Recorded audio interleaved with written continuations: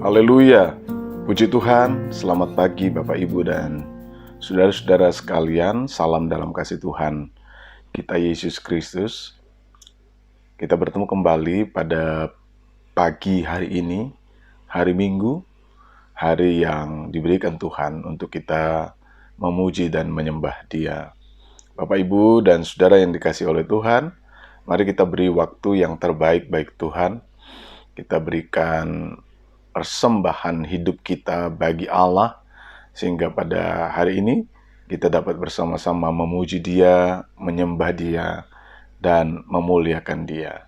Saya ajak Bapak Ibu untuk masuk di dalam ibadah kita, dan sebelum kita mendengarkan renungan firman Tuhan yang akan memberi kekuatan kepada kita, kita akan menaikkan satu pujian yang berkata, "Ku ada sebab anugerah-Mu, ku ada karena kasih-Mu, Tuhan Yesus, ku berterima kasih buat kasih dan rahmat-Mu."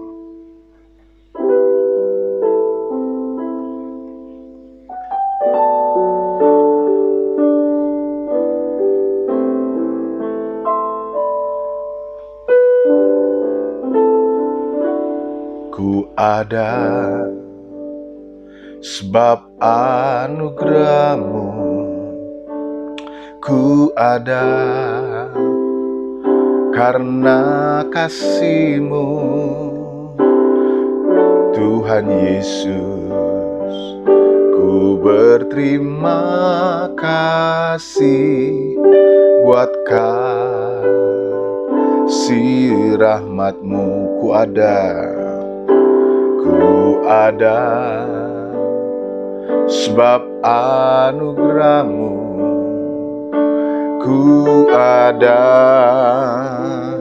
karena kasih-Mu, Tuhan Yesus, ku berterima kasih buat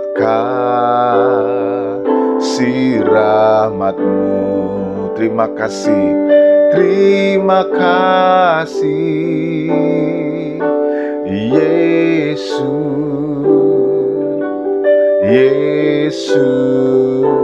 terima kasih karena anugerah-Mu buat hidupku sekarang. Ku kan memuji-Mu selamanya.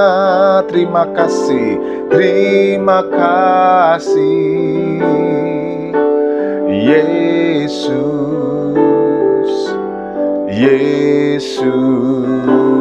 terima kasih karena anugerah-Mu buat hidupku sekarang.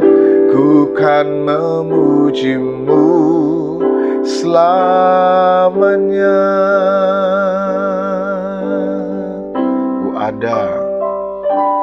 Ku ada sebab anugerah-Mu, ku ada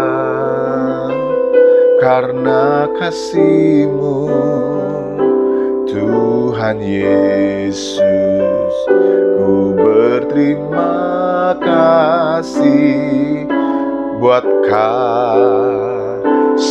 rahmat-Mu. Ku ada sebab anugerah-Mu, ku ada karena kasih-Mu, Tuhan Yesus, ku berterima kasih buat kasih rahmat-Mu. Terima kasih Yesus, terima kasih karena anugerah-Mu buat hidupku sekarang. Ku kan memuji-Mu selamanya.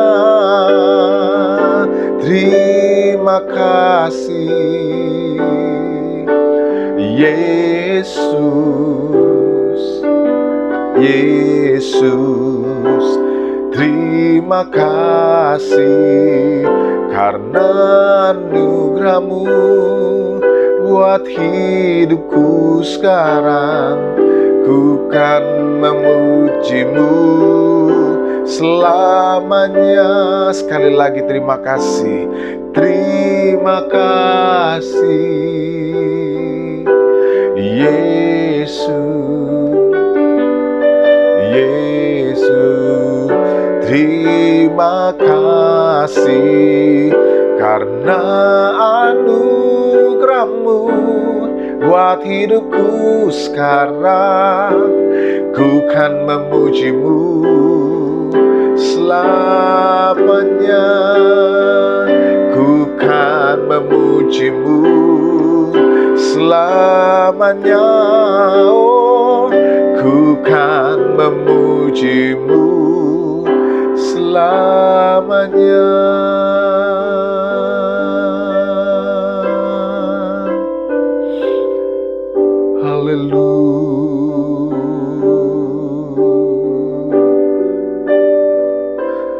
Haleluya,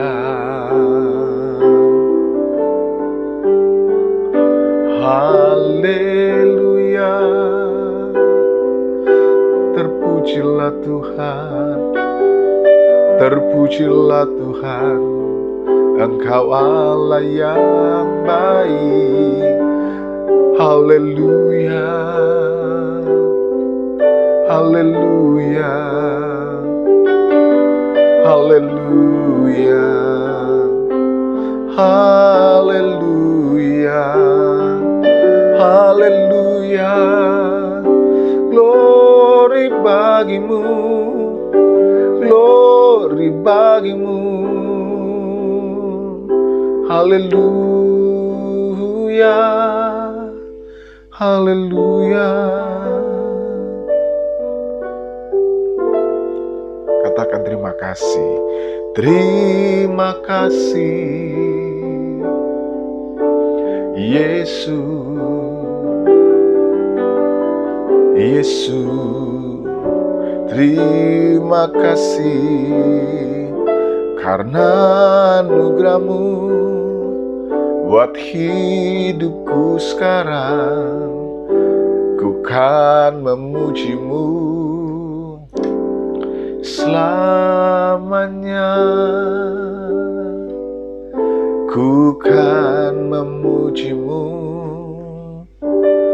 selamanya.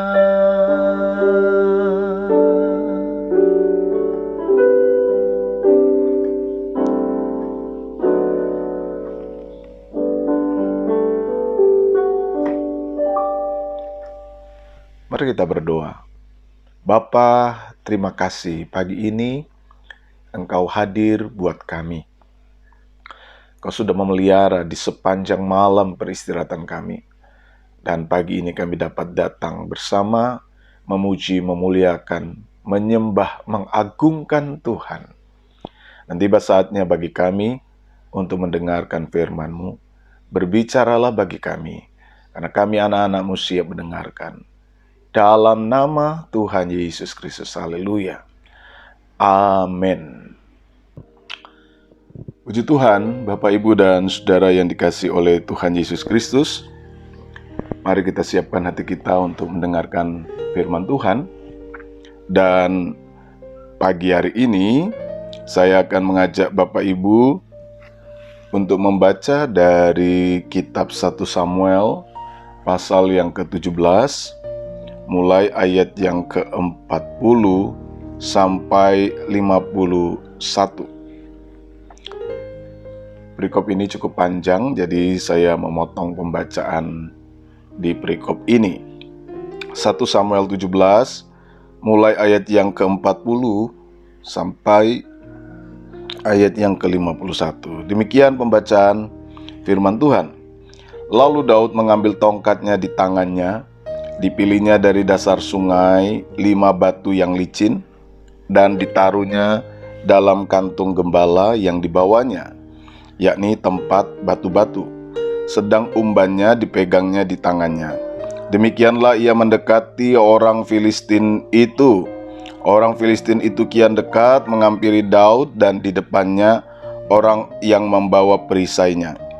Ketika orang Filistin itu menunjukkan pandangnya ke arah Daud serta melihat dia, dihinanya Daud itu karena ia masih muda, kemerah-merahan dan elok parasnya.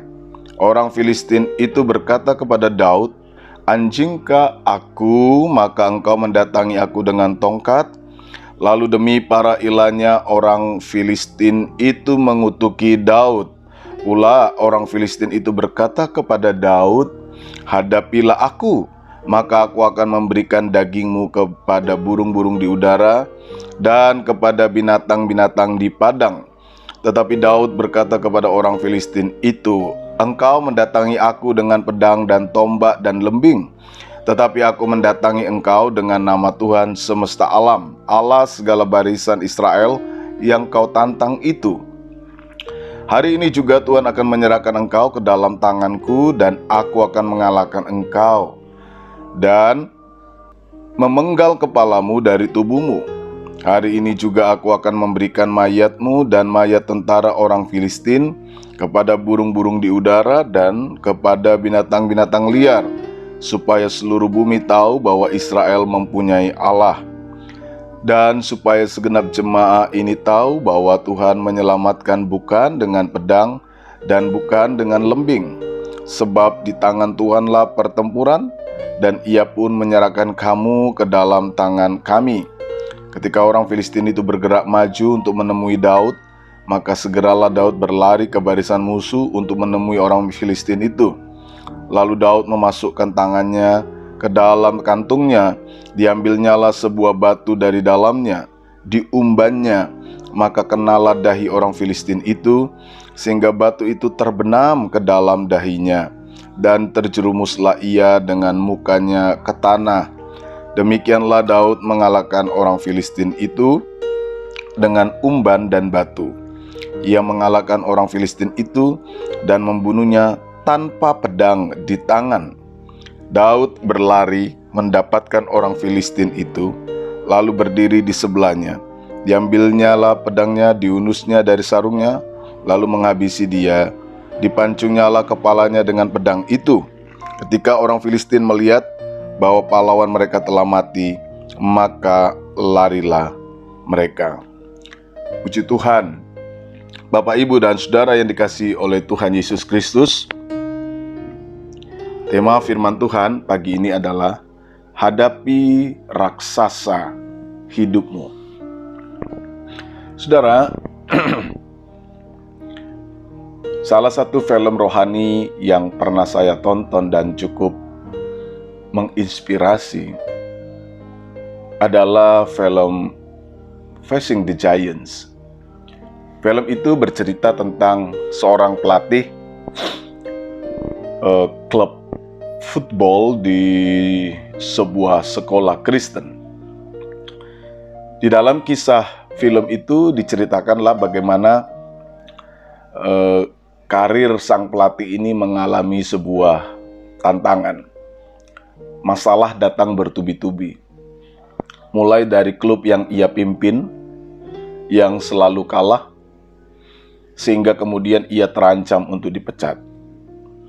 Masalah yang muncul rupanya tidak hanya berhenti hanya di sekitar persoalan tim yang ia latih.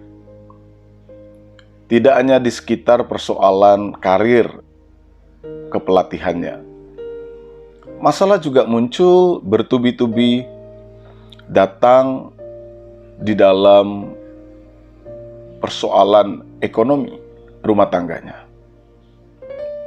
Hal lain yang tak kalah pelik juga adalah bagaimana istrinya mengalami sebuah kedepresian atau kefrustasian karena mereka masih belum mendapatkan momongan.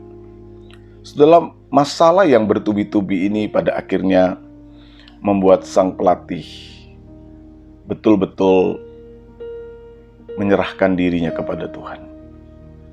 Dan titik balik di dalam film ini, ketika ia sungguh-sungguh menyerahkan kehidupannya, memohon Tuhan berkarya atas hidupnya, Tuhan mengubah segalanya.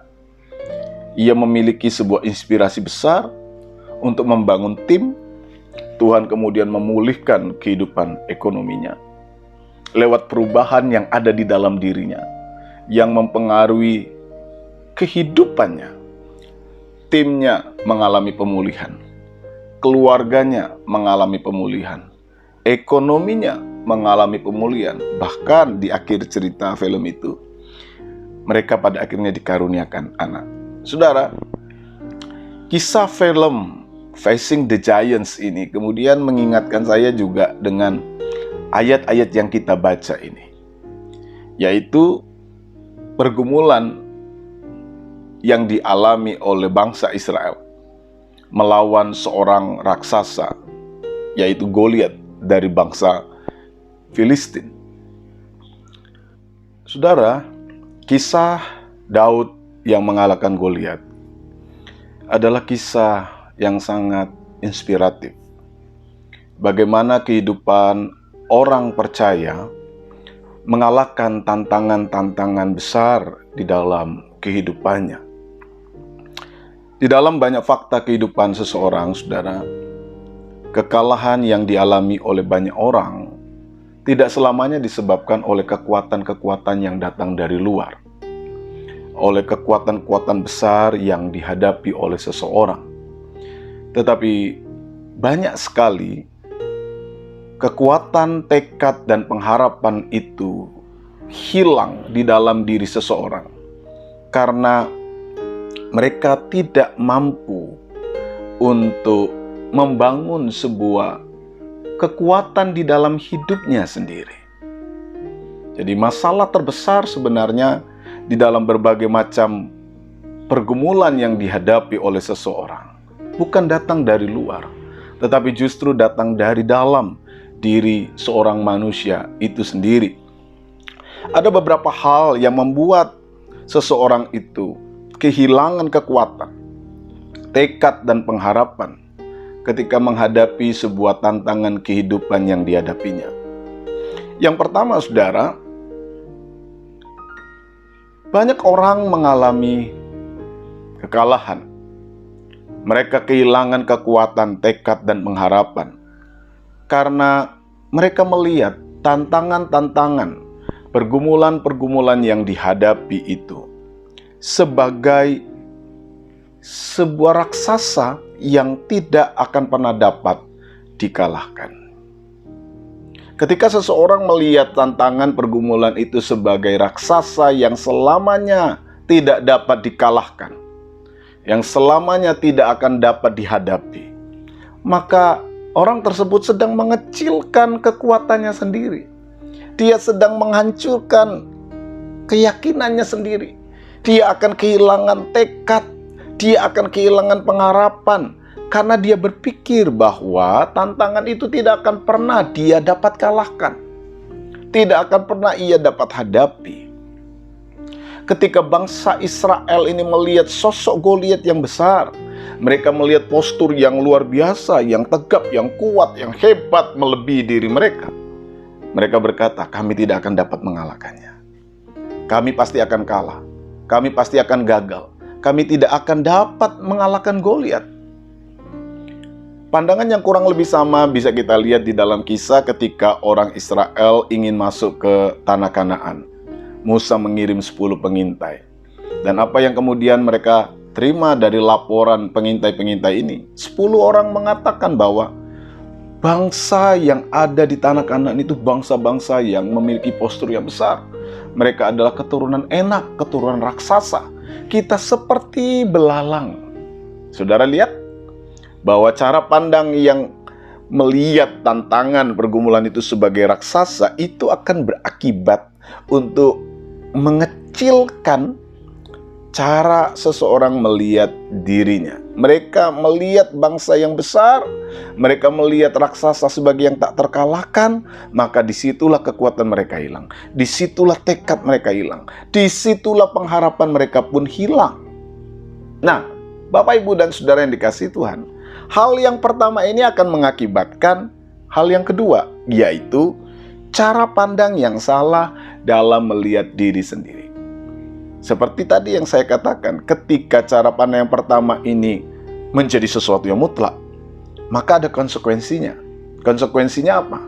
Ketika seseorang melihat bahwa tantangan adalah sebuah raksasa yang tak terkalahkan, maka pada saat yang sama, ia melihat dirinya sebagai sesuatu yang kecil.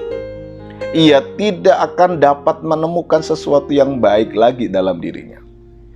Ia tidak akan pernah melihat dirinya seperti sesuatu pribadi yang dianugerahkan, yang dikaruniai oleh hal-hal yang baik oleh Tuhan. Dia tidak akan dapat lagi melihat dirinya sebagai diri yang berpotensi. Dia tidak akan dapat melihat dirinya sebagai diri yang sebenarnya memiliki sesuatu yang baik dalam hidupnya. Cara pandang yang melihat raksasa sebagai sesuatu yang besar akan membatasi diri untuk melihat hidup kita menemukan sesuatu yang baik. Dan yang ketiga, akhirnya ketika cara pandang yang melihat pergumulan sebagai raksasa itu dimutlakkan, yang pada akhirnya membuat kita melihat diri kita dengan cara yang salah, maka Allah pun menjadi pribadi yang kita lupakan. Kita tidak bisa melihat Allah di dalam seluruh hidup kita. Kehadiran Allah menjadi pribadi yang kemudian terlupakan. Padahal Dia adalah penguasa atas seluruh kehidupan manusia kita. Saudara yang dikasihi Tuhan, hal-hal inilah yang sebenarnya merontokkan kekuatan seseorang dalam menghadapi raksasa-raksasa kehidupannya. Hal inilah yang membuat seseorang pada akhirnya kehilangan kemampuan untuk mengalahkan berbagai pergumulan-pergumulan kehidupannya. Saudara, kisah Daud dan Goliat ini justru ingin memberikan sebuah pesan yang berbeda dengan apa yang kita lihat tadi. Kisah Daud dan Goliat ini ingin menunjukkan bahwa kemenangan itu masih bisa kita raih, kemenangan itu masih bisa kita dapatkan. Kemenangan itu masih bisa kita temukan. Sekalipun tantangan-tantangan yang kita hadapi bagaikan raksasa-raksasa yang besar yang siap untuk menghancurkan kita. Apa beberapa pesan yang ingin disampaikan oleh kitab 1 Samuel di dalam cerita Daud dan Goliat ini? Yang pertama, saudara, kita lihat hal yang dapat kita pelajari agar kemenangan itu menjadi bagian di dalam diri kita. Pertama, berhenti melihat tantangan sebagai raksasa yang tak terkalahkan dalam diri kita. Berhenti untuk melihat tantangan itu sebagai raksasa yang tak terkalahkan dalam hidup kita. Berhenti. Berhenti untuk selalu melihat bahwa tantangan itu sebagai sesuatu yang tidak bisa dapat saya taklukkan. Karena ketika kita memiliki pandangan yang seperti ini, maka kita sudah dikalahkan sebelum kita berperang. Kita sudah dikalahkan sebelum kita bertanding. Kita sudah dikalahkan sebelum kita masuk dalam gelanggang pertandingan. Kita sudah menyerah sebelum kita sungguh-sungguh berada di dalam pertandingan itu. Nah, sebagaimana orang yang kemudian menyerah sebelum bertanding, ia tidak akan pernah menerima kemenangan. Orang yang sudah menyerah sebelum masuk dalam gelanggang pertandingan tidak akan pernah menerima mahkota, tidak akan pernah menerima apa yang ia harapkan. Karena dia sudah kalah sebelum bertanding. Saudara, ketika Israel melihat Goliat sebagai pribadi yang besar, mereka berhenti. Mereka sudah kalah duluan. Mereka sudah takut duluan. Nyali mereka sudah hancur. Nyali mereka sudah ciut. tampillah sosok Daud yang ingin menunjukkan bagaimana sebenarnya sikap seorang anak Tuhan yang benar menghadapi tantangan kehidupan itu. Daud sekalipun memiliki postur yang tidak sama dengan para prajurit-prajurit Israel. Ya, kakak-kakak Daud memiliki postur yang lebih besar dari Daud. Daud lebih kecil.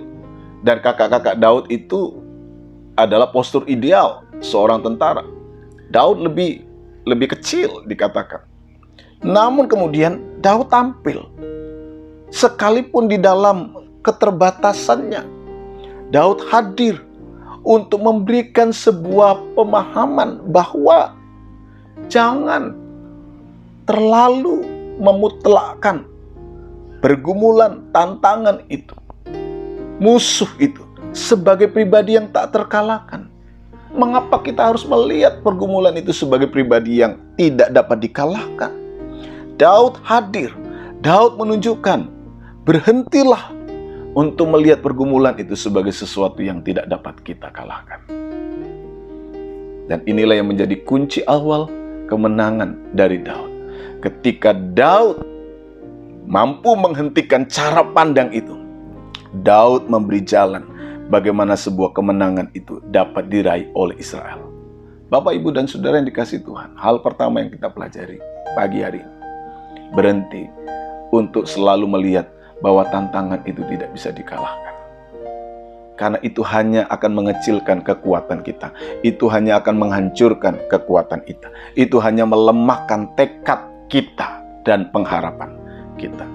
Yang kedua, saudara, bagaimana kemudian kita dapat meraih kemenangan menghadapi raksasa-raksasa kehidupan itu?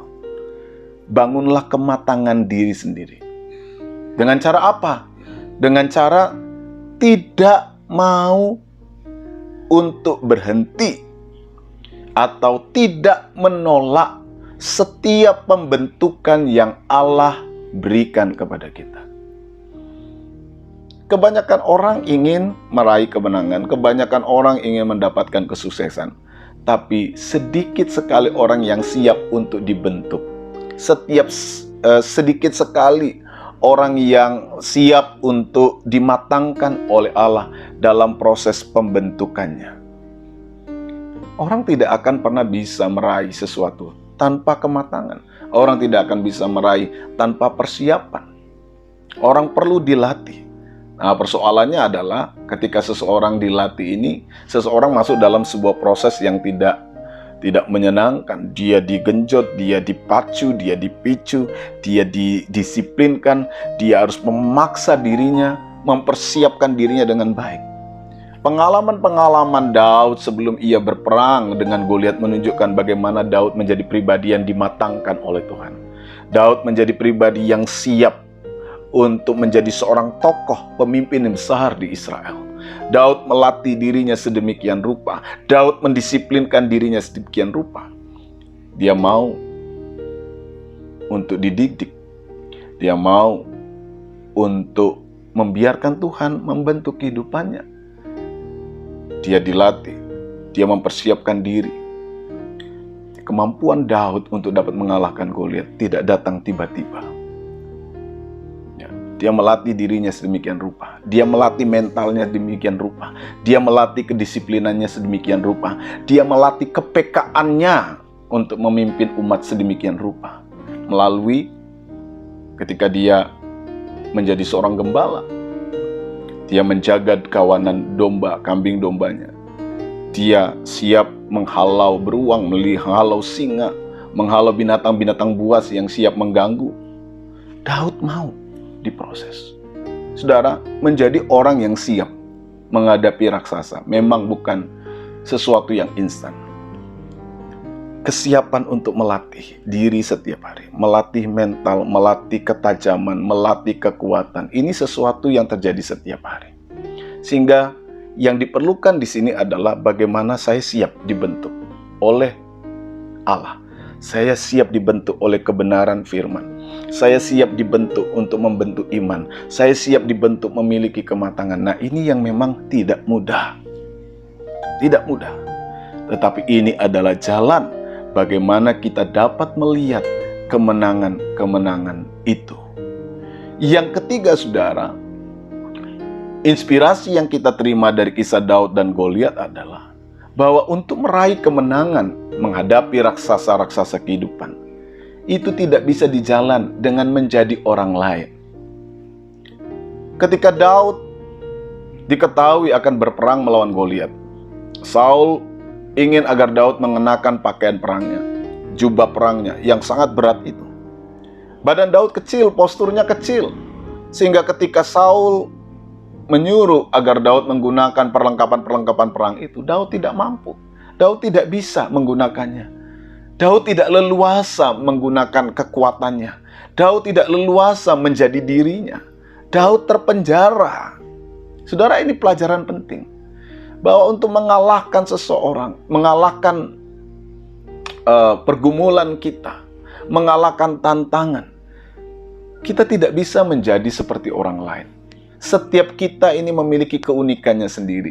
Setiap kita ini memiliki anugerah sendiri. Setiap kita ini memiliki karunia sendiri. Kesuksesan itu bukan persoalan saya menjadi orang lain. Kesuksesan itu adalah bagaimana saya menemukan kekuatan-kekuatan yang ada dalam diri saya. Karena kita percaya bahwa Tuhan menciptakan kita dengan sangat-sangat baik. Walaupun mungkin di dalam bentuk-bentuk yang ataupun di dalam sebuah kondisi-kondisi yang berbeda satu dengan yang lain. Tapi saya percaya bahwa Tuhan menganugerahkan, mengaruniakan hal-hal yang baik dalam diri kita. Bahkan saudara, ketika kita melihat di dalam diri mereka yang disebut sebagai orang-orang yang berkebutuhan khusus pun, ada sesuatu yang baik di dalam diri mereka. Ada sesuatu yang menjadi kelebihan mereka. Ada sesuatu yang menjadi karunia bagi mereka. Sehingga kita melihat sesuatu itu penting. Hal ini penting untuk kemudian kita jadikan sebagai cara kita memahami diri kita. Bahwa kita pun sebenarnya memiliki sesuatu itu. Kita memiliki karunia dalam diri kita masing-masing. Alkitab banyak sekali menunjukkan bahwa setiap orang itu dikaruniai oleh Allah sesuatu yang unik dalam diri mereka masing-masing. Nah, ini yang perlu dibangun, ini yang perlu diasah, ini yang perlu dimaksimalkan, ini yang perlu dilatih secara terus-menerus agar dia menjadi pribadi yang kuat, pribadi yang teguh, pribadi yang mantap di dalam menghadapi tantangan kehidupannya. Daud tidak menggunakan alat-alat Saul. Daud tidak menggunakan perlengkapan perang Saul. Tapi Daud berperang dengan apa yang ia miliki, apa yang ia punya, apa yang ia latih, apa yang telah ia persiapkan. Sehingga Daud tidak mengalahkan Goliat dengan pedang, dengan lembing, tapi dengan alih-alih yang ia miliki. Itu yang ia latih, itu yang ia kembangkan. Kesuksesan bukan persoalan saya menjadi orang lain. Tapi kesuksesan adalah bagaimana saya memaksimalkan apa yang Tuhan berikan di dalam diri saya. Dan yang terakhir, saudara, yang menjadi poin penting bagaimana kemudian seseorang dapat mengalahkan raksasa-raksasa kehidupannya adalah hadapilah masalah dan tantangan itu bersama-sama dengan Allah. Daud mampu mengalahkan tantangannya. Daud mampu mengalahkan Goliat. Bukan karena dengan kekuatannya sendiri. Daud merasa mampu, yakin masuk dalam gelanggang pertandingan karena Daud tahu bahwa ia disertai oleh Allah. Ia berkata, engkau datang dengan pedang dan lembing, dengan tombak. Aku datang dengan nama Tuhan, Allah semesta alam. Daud tahu siapa yang membackup-nya. Daud tahu siapa yang menjaganya. Daud tahu siapa yang menyertainya. Dan ketika ia maju dengan sebuah keyakinan, Daud mendapatkan kemenangan. Daud meraih kemenangan melawan Goliat. Dan di bagian akhir dari ayat-ayat yang kita baca tadi, Alkitab menunjukkan secara eksplisit, Daud mengalahkan Goliat bukan dengan pedang.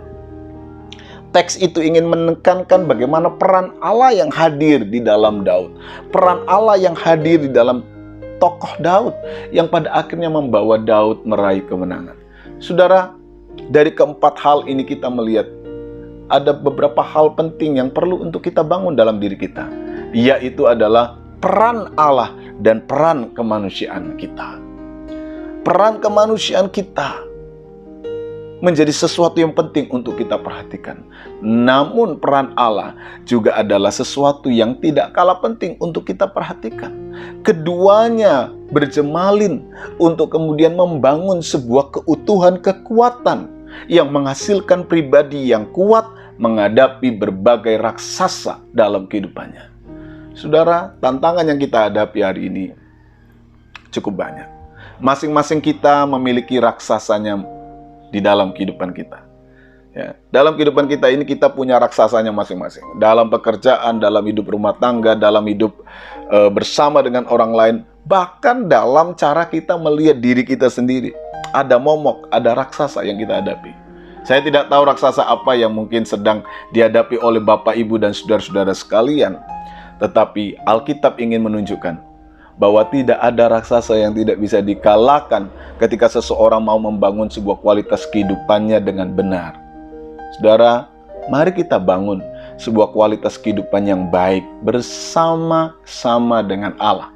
Bangunlah sebuah kualitas yang baik, bangunlah sebuah kekuatan yang baik dalam diri kita, yang pada akhirnya menolong kita mampu menghadapi berbagai tantangan kehidupan kita. Saudara, hadapi raksasa hidupmu bersama dengan Tuhan, karena engkau pasti akan melihat kekuatan, kemenangan yang berasal dari Allah. Saudara, tiba saatnya kita akan masuk di dalam perjamuan Tuhan. Dan sebelum kita masuk dalam perjamuan Tuhan, mari kita mempersiapkan diri kita datang kepada Tuhan. Bapa, di dalam nama Yesus kami bersyukur kepadamu, berterima kasih kepada Tuhan karena kami sudah mendengarkan firman-Mu. Dan tibalah saatnya bagi kami untuk menikmati perjamuan Tuhan.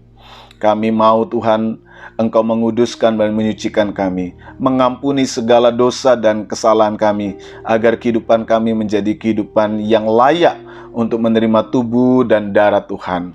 Ampuni segala dosa dan pelanggaran kami, dan layakkanlah kami menikmati perjamuan Tuhan. Hamba berdoa, kiranya Engkau menguduskan diri hamba untuk melayankan perjamuan Tuhan. Dan biarkanlah apa yang kami nikmati, apa yang kami lakukan, apa yang kami kerjakan menjadi berkat bagi kami, sehingga setiap pribadi yang menikmati perjamuan dengan Tuhan pada pagi hari ini mendapatkan kekuatan, kesembuhan, pemulihan, mujizat, berkat-berkat dari Allah. Kuduskan, tabiskanlah roti dan anggur, tubuh dan darah Yesus, agar menjadi berkat bagi kami semua. Terima kasih Tuhan, terima kasih Yesus. Kami terima berkat-Mu, kami terima perjamuan ini dalam nama Allah Bapa, Putra, dan Roh Kudus, yaitu dalam nama Tuhan Yesus Kristus. Haleluya. Amin. Bapak Ibu bisa menyiapkan roti dan anggur. Kita akan masuk di dalam perjamuan Tuhan. Angkatlah roti di tangan kananmu dan dengarkanlah firman Tuhan. Sebab apa yang telah kuteruskan kepadamu telah aku terima dari Tuhan, yaitu bahwa Tuhan Yesus pada malam waktu ia diserahkan mengambil roti, dan sesudah itu ia mengucap syukur atasnya, ia memecah-mecahkannya dan berkata, "Inilah tubuhku yang diserahkan bagi kamu. Perbuatlah ini menjadi peringatan akan aku." Mari kita makan roti ini dengan iman dalam nama Tuhan Yesus Kristus. Berkat atas kita. Makanlah.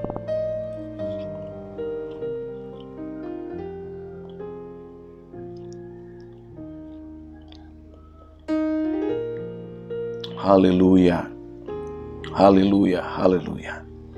Terima kasih Tuhan, terima kasih. Terima kasih buat roti kehidupan yang Kau berikan kepada kami. Terima kasih Tuhan.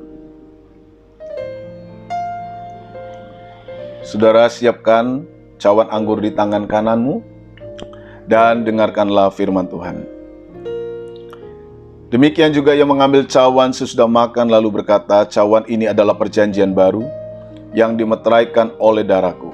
Perbuatlah ini setiap kali kamu minumnya menjadi peringatan akan aku. Sebab setiap kali kamu makan roti ini dan minum cawan ini, kamu memberitakan kematian Tuhan sampai ia datang." Mari kita minum dengan iman Dalam nama Tuhan Yesus Kristus berkat atas kita. Minumlah. Haleluya. Haleluya. Terima kasih Tuhan. Terima kasih Yesus. Terima kasih buat setiap anugerah-Mu bagi kami. Terima kasih setiap berkat-Mu bagi kami. Terima kasih buat tubuh dan darah-Mu bagi kami, sehingga kami yang lemah dikuatkan, kami yang sakit disembuhkan, kami yang mengalami banyak masalah pergumulan yang kami hadapi akan melihat jalan keluar. Tuhan akan meneguhkan, Tuhan akan menguatkan, dan berkatilah setiap kehidupan kami semua. Bapa di dalam surga, sebentar kami akan mengakhiri ibadah kami. Kami mohon kiranya Engkau senantiasa terus memimpin kami. Sertailah sepanjang minggu yang akan kami jalani. Berkatilah setiap kehidupan anak-anak-Mu. Jadikanlah mereka menjadi saksi-saksi Tuhan, sehingga kesaksian Kristus menjadi bagian dalam hidup mereka.